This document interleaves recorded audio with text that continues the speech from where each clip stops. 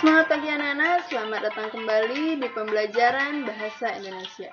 Pada kesempatan kali ini, kita akan melanjutkan pembahasan materi mengenai teks cerita fantasi, yaitu berkaitan dengan struktur dan kaidah kebahasaan teks cerita fantasi. Pembelajaran kali ini adalah siswa dapat menelaah struktur dan kebahasaan teks cerita fantasi yang dibaca dan didengar. Pembahasan yang pertama adalah struktur teks cerita fantasi.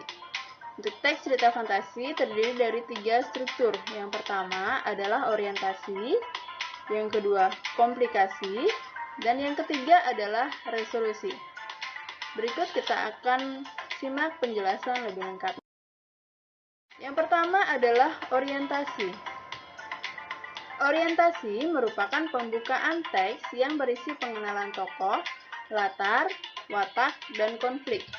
Contohnya, minggu pagi yang cerah, Ardi, Handi, dan Dani berada di Candi Trowulan. Dalam kalimat tersebut, kita dapat melihat latar waktunya terjadi pada minggu pagi, sedangkan untuk latar tempatnya terjadi di Candi Trowulan. Dan tokoh dalam cerita tersebut ada 3 orang, yaitu Ardi, Handi, dan juga Dani.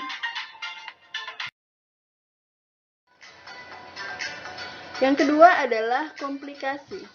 Komplikasi merupakan saat terjadinya sebuah masalah yang dihadapi oleh tokoh utama dalam cerita hingga masalah memuncak. Jadi pada bagian komplikasi ini berisi awal terjadinya masalah hingga masalah tersebut memuncak. Contohnya, di mana kita? Ardi bertanya sambil menatap tembok sekelilingnya. Ini menunjukkan Ardi sedang mengalami kebingungan dan awal munculnya masalah. Struktur yang ketiga adalah resolusi. Resolusi merupakan penyelesaian dari permasalahan atau konflik yang terjadi. Jadi pada bagian resolusi ini, konflik sudah mulai mereda dan ada penyelesaian dari masalah yang terjadi. Contohnya, ya, kita harus memiliki perilaku yang baik. Dani berteriak lantang. Ini menjelaskan bahwa masalah sudah selesai dan ada pesan yang disampaikan, yaitu kita harus memiliki perilaku yang baik. Pembahasan berikutnya adalah kaidah kebahasaan teks cerita fantasi. Ada 6 kaidah kebahasaan pada teks cerita fantasi. Yang pertama adalah penggunaan kata ganti dan nama orang sebagai sudut pandang penceritaan. Yang kedua, penggunaan kata yang mencera panca indera untuk mendeskripsikan latar. Yang ketiga, penggunaan pilihan kata dengan makna kias dan makna khusus. Keempat, penggunaan kata sambung atau konjungsi sebagai penanda urutan waktu. Kelima, penggunaan kata atau ungkapan keterkejutan. Dan yang keenam adalah penggunaan dialog atau kalimat langsung dalam cerita. Berikut akan kita simak penjelasannya lebih mendetail. Yang pertama adalah kata ganti. Kata ganti adalah salah satu jenis kata yang fungsinya untuk menggantikan kata benda atau orang tertentu yang tidak disebut secara langsung. Penggunaan kata ganti pada cerita fantasi adalah kata ganti orang. Berikut adalah jenis dan contoh dari kata ganti orang. Yang pertama adalah kata ganti orang pertama. Jika jumlahnya tunggal, kata ganti yang digunakan adalah saya atau aku. Jika jumlahnya jamak, kata gantinya adalah kami atau kita. Berikutnya adalah kata ganti orang kedua. Jika jumlahnya tunggal, kata ganti yang digunakan adalah kamu, Anda, engkau, atau saudara. Jika jumlahnya jamak, yang digunakan adalah kalian. Yang terakhir adalah kata ganti orang ketiga. Jika jumlahnya tunggal, kata ganti yang digunakan adalah dia atau beliau. Jika jumlahnya jamak, maka kata ganti yang digunakan adalah mereka. Berikutnya adalah kata yang mencerap panca indera untuk deskripsi latar. Ada 3 latar yang dideskripsikan dalam cerita fantasi, yaitu latar tempat, latar suasana, dan latar waktu. Yang pertama adalah latar tempat. Contohnya, ruang tengah di rumahku sangat berantakan. Semua mainan adik ada di lantai dan kursi ruang tengah. Jadi yang dideskripsikan tempatnya di sana adalah ruang tengah dengan kondisi yang berantakan. Berikutnya adalah latar suasana. Contohnya, setetes air pun jatuh dari wajah Ratu Pelangi. Tak sepatah kata pun terdengar dari bibirnya. Kamar yang megah ini terasa sunyi dan penuh kesedihan.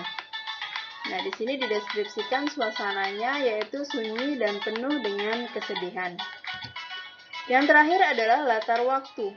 Contohnya, pukul 11.10, sinar matahari enggan menyinari daerahku. Awan hitam tampak menggumpal di atas langit. Di sini waktunya adalah terjadinya peristiwa tersebut pada pukul 11.10. Berikutnya adalah pilihan kata dengan makna kias dan makna khusus. Makna kias adalah makna yang mengandung pengandaian atau pengibaratan atau perumpamaan. Makna kias memiliki arti yang tidak sebenarnya atau konotatif. Contohnya adalah, gadis itu menjadi bunga desa di desaku. Anak-anak perhatikan pada kata yang ibu tebalkan, yaitu pada kata bunga desa dan juga desaku. Kata bunga desa di sana tidak bermakna sebenarnya. Kata bunga desa di sana untuk mengibaratkan seorang gadis yang sangat cantik. Sedangkan dari kata di desaku itu merupakan makna sebenarnya, yaitu sebuah wilayah atau sebuah tempat. Berikutnya adalah makna khusus. Makna khusus adalah makna yang cakupannya lebih kecil atau lebih spesifik. Contohnya, alien itu berhidung mancung. Dengan hidungnya yang menjulang, ia mengendus sekeliling. Bagian mengendus ibu tebalkan karena itu merupakan kata khusus dari kata mencium. Selain kata mengendus, kata khusus dari kata mencium juga ada menghirup. Itu salah satu contohnya.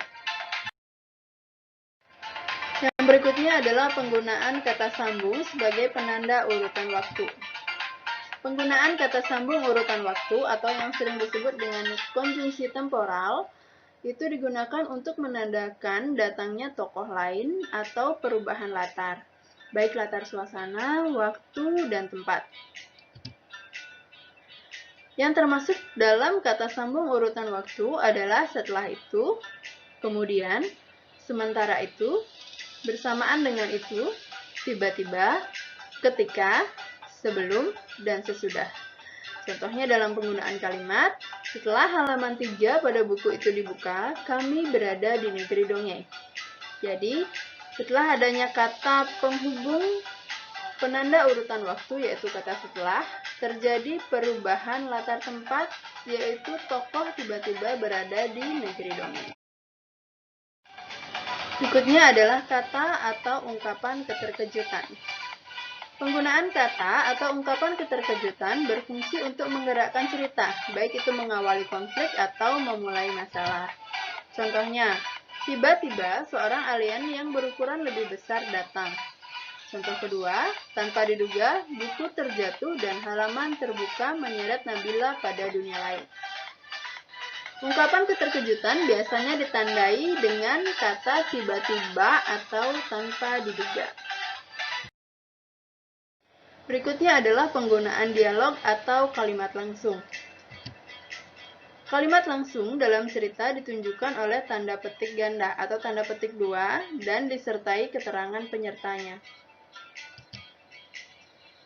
Contohnya adalah harimau itu mengejar kita, teriak Loli kalang kabut. Kalimat harimau itu mengejar kita diawali dan diakhiri dengan tanda petik 2. Itu merupakan ciri dari kalimat langsung. Nah, anak-anak, demikian pembahasan kita kali ini mengenai struktur dan kebahasaan teks cerita fantasi.